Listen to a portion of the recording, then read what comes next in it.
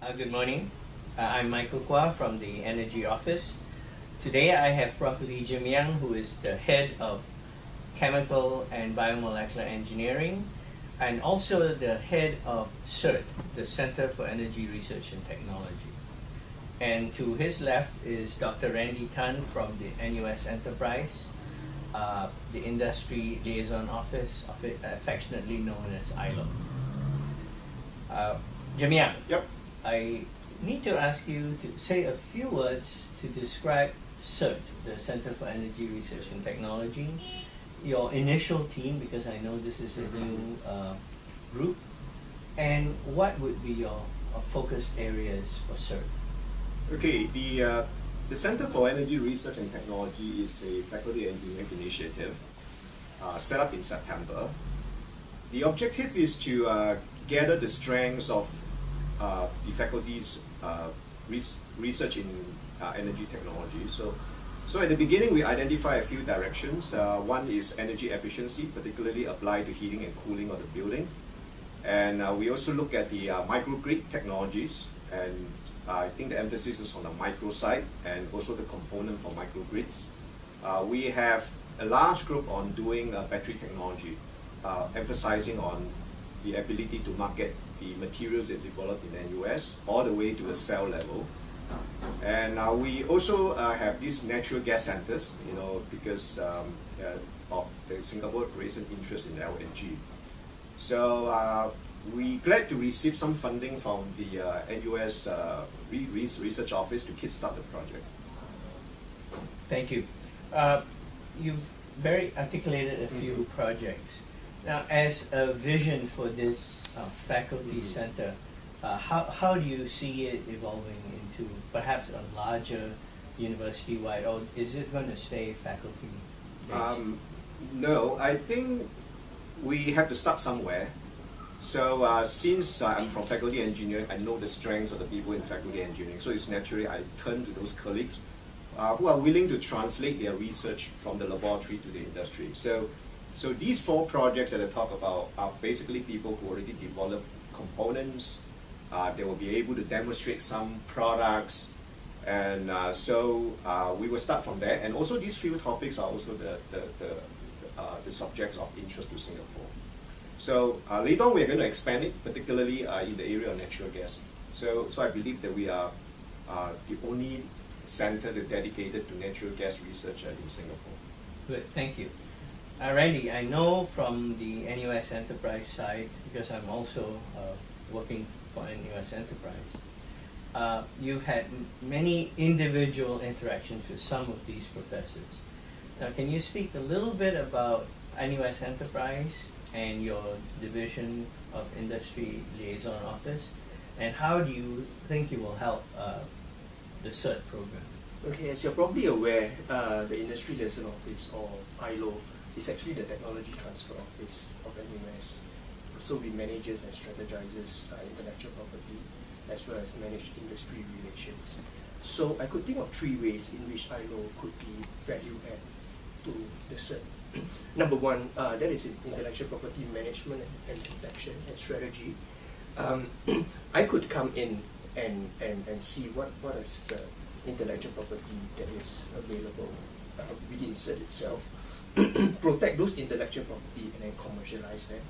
Second way in which we could value add is in the area of industry engagements, business development per se. I could meet up with industries, I could organize roundtables, meetings, and then bring in the relevant experts within CERT to solve some of the industry problems. And the third way is I could attend industry relevant conferences. So as you're probably aware, academics on campus, they often attend academic conferences. So I will not attend those academic conferences. I would attend those industry relevant conferences whereby I get to meet more industry people, and hopefully I could market CERT during those conferences. Yeah, I think you guys have already in a strange way preempted my last question, but let's get to that, because as you know, I'm in the Energy Office, and the Energy Office runs a website, and we really want to work very closely with our enterprise and CERT, which is the faculty-based. So how do you see now all three groups, plus others as it's appropriate, to put together? So the question to Jim Yang is, how do you reach out to more students or faculty to get them excited? Because as you correctly pointed out, you've mentioned a few programs. And then the other one is, how much more can HILO do in terms of integrating and developing these outcome-based, as we all know, and in the recent seminar the Energy Office put together, the Executive Director of NRF did say that the focus is now on RD&D, where you have outcome-based research. So how do we all work together in this area? We'll start with Jim Yang and then... I think this, I position CERT as a technology hubs. So there's two ways that we can actually bring the technology to the market. One is through the ILO office. Some of us have certain inventions which would have some market value. The other one is to rely on him to give us the intelligence, the market intelligence, basically the problem statements. I think all faculty members, so long in the academic institution, are out there to solve problems. But I think for so long as energy technology is concerned, people are looking for solutions, integrated solutions. So while we actually have pocket of excellence in the past, we have not actually connected them in order to provide a solution. So this is what CERT is about. So at the moment that few groups, I'm able to kind of amass a small number of people who actually subscribe to this idea. So I'm going to do an experiment with this group of people first. They are all committed to translate, to do some translational. And I also believe that there are also original research problems whenever you are doing serious translation research. So I'm going to kind of dispel the myth that there is no basic research in translation. But it's going to take time. Our students are very excited. And I find that actually it's easier to motivate students to do energy research because all the new generation, they are fairly pro-planet, sustainability.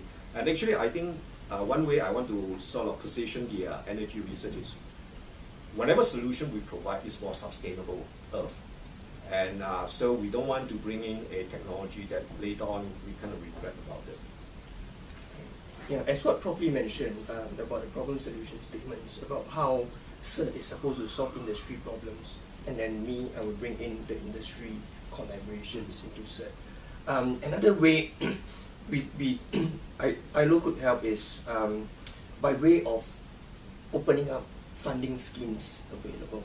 So we have been working with Spring, for example, to actually fund technical consultancy as well as some form of technical work. So the professors can actually make use of these funding schemes to actually help the SMEs or other commercial entities solve their problems. We also manage the NRF POC projects, and that is very attractive to industry. They could work with a professor, and then the professor would actually submit proposals to actually bring technologies closer to the market.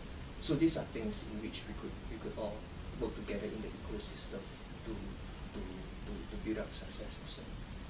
Okay, there you have it. I want to thank Prof. Lee Jim Yang and Dr. Randy Tan. And I think if we want to summarize this discussion, what you're seeing now, and I hope this is the first in a series of videos you will see, is that we have a university that grew out of really an emphasis on great research. But now this research, as the world faces a lot of challenges in energy and climate change, we're going to see they need solutions. And so it's almost we're moving from the lab to the marketplace, and you're seeing the beginnings of a change or actually an evolution in NUS, starting with CERT and NUS Enterprise. Thank you very much.